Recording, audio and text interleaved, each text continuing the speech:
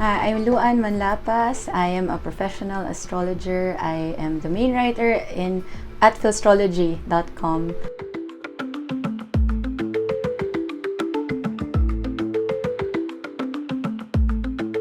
So 2025 is a lot of shifts, a lot of changes.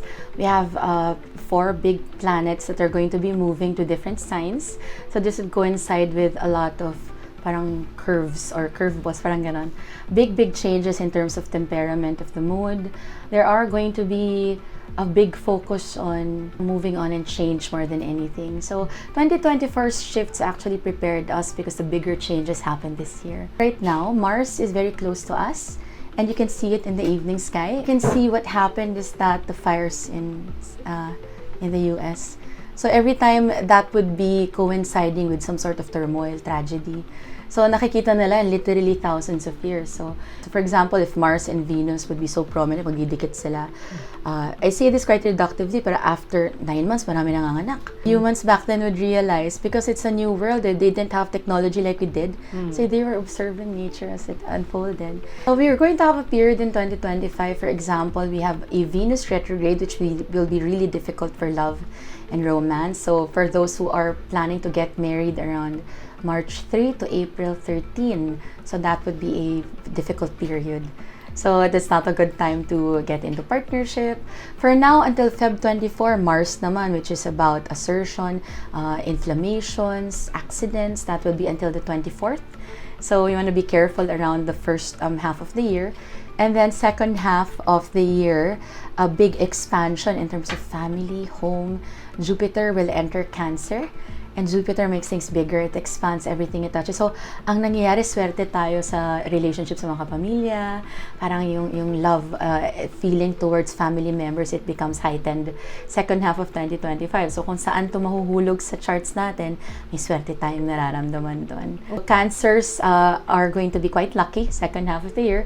First half of the year, the Geminis will still enjoy the expansions of Jupiter in their charts. Saturn is going to enter Aries. So, by May to September, Aries placements, yung mga may Aries na signs, they will experience parang limitations, restrictions, may mabagal na nararamdaman.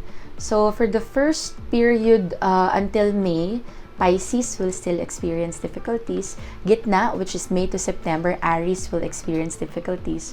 And then the latter part would go back to Pisces. So yung Aries and Pisces signs, medyo may restrictions and limitations yan. In terms of the country mundane astrology, I would say a lot of changes in alliances. That's something very prominent. A lot of unexpected events, shake-ups. The election period is going to happen, so I'm not necessarily seeing upheaval during the election period, but the aftermath of the elections, mukhang naran tayong unexpected events na pwedeng sumulpot. Uranus, the planet of yung parang sudden changes, unexpected events, papasok yan sa 10th house ng Pilipinas.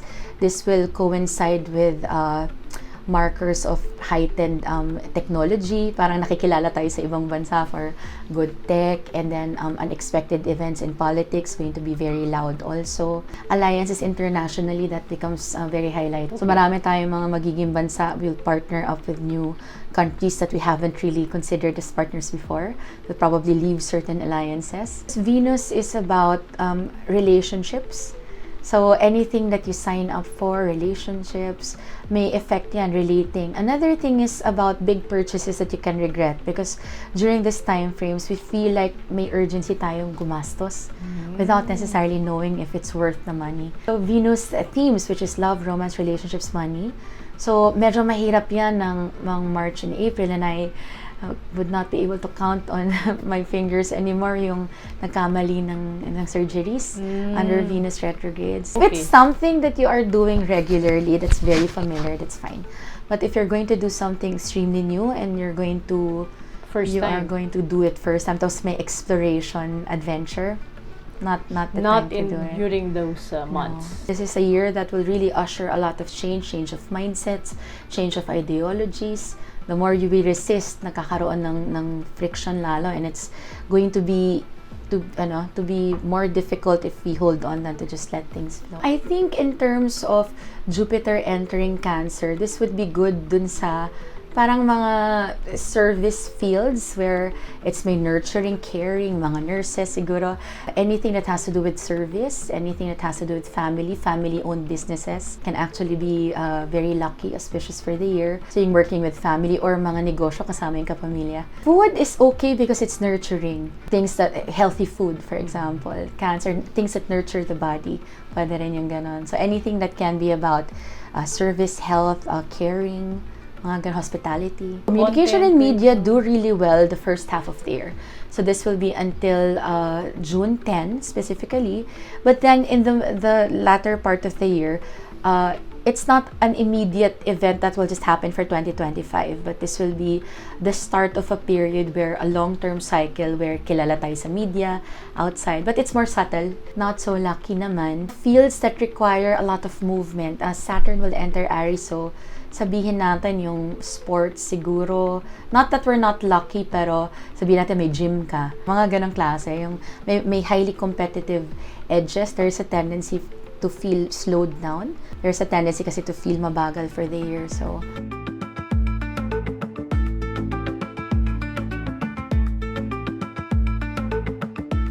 Because Jupiter will be entering Cancer, openness emotionally, talking, interacting, being okay with yung mga support systems. I think opening up yourself, I think that's just very rational at any given point, but especially at this point wherein if you feel closed off, you feel isolated a little bit more.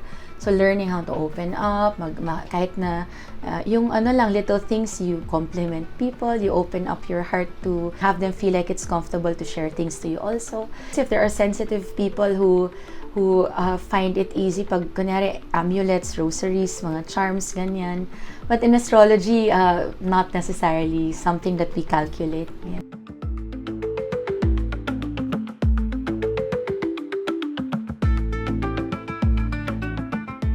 Some Arieses will experience slowdowns, difficulties in sabihin natin, feeling like you want to move forward pero may pigil. So it will feel like the year, especially mid-year, you'll feel like you're driving with the handbrakes on.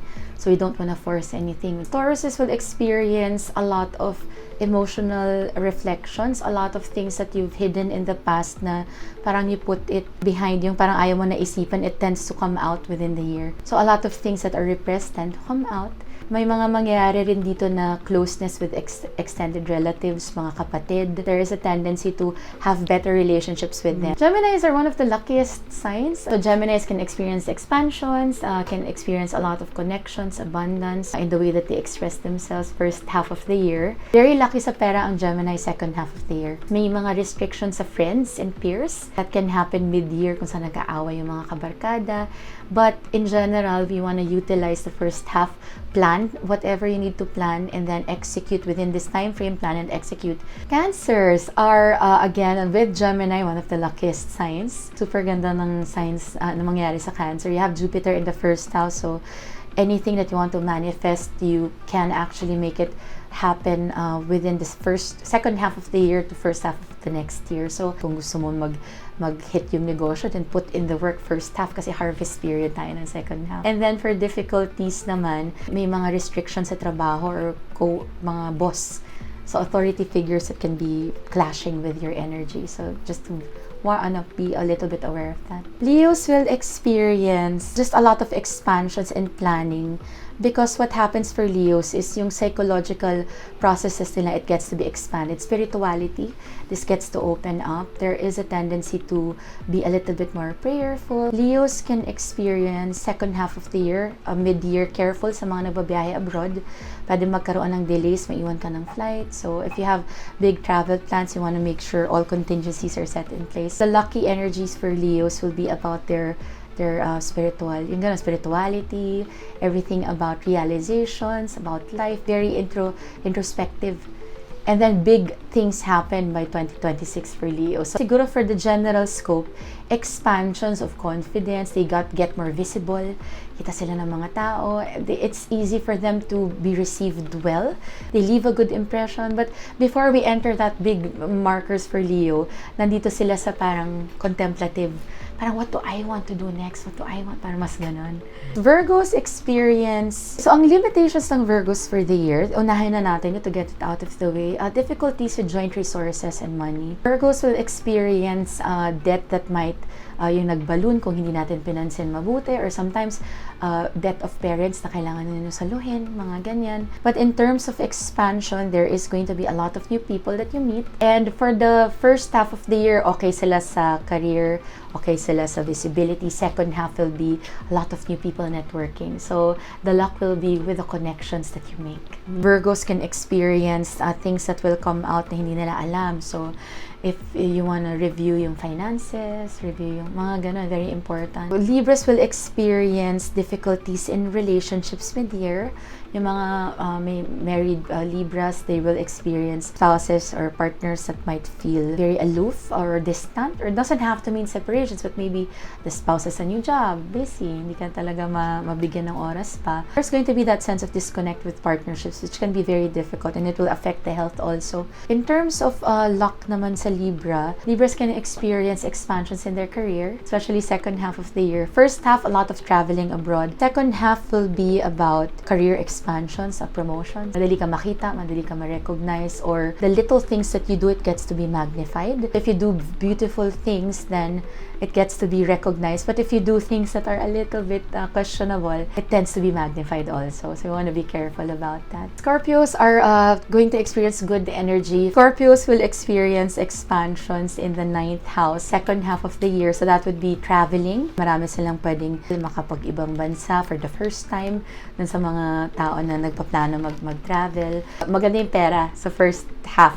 First half of the year, that will be expansions in terms of joint resources. And then, second half of the year, a tendency to expand in terms of experience outside of the country. In terms of restrictions naman, Scorpios will experience difficulties sa mga katrabaho nila. Difficulties also with health can happen. So you want to be very careful about just making sure your labs are okay. Maganda magpa-check up for preventative measures. That's good for Scorpios.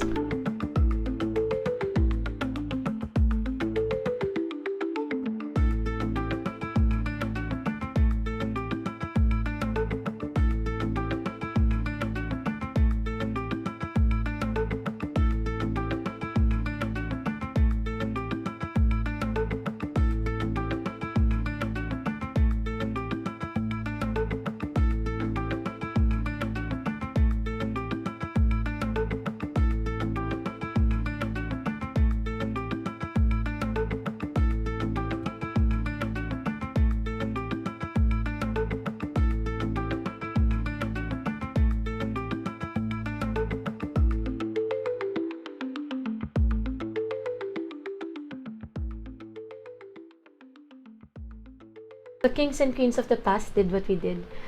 They all had astrologers to help them decide upon affairs of the state. And you realize really is divine timing. There's order in the chaos. It seems like it's all random, but it's really not. To answer a few of the questions kanina, yung mga ponderings natin, it will not show your limitations. So again, you can do anything that you want in your life. If gusto mo mahirapan, then by all means, laban mo yung mahirap. But it's easier always to just go with the flow. So the goal here is to fortify your decision making, to have your free will in front of you, not really to control anything, but just to see the weather, so you're aligned with the markers, and then you become an active participant in your life. And then self-actualization, then you don't follow your nature, there's a hole in the universe where you were supposed to be. So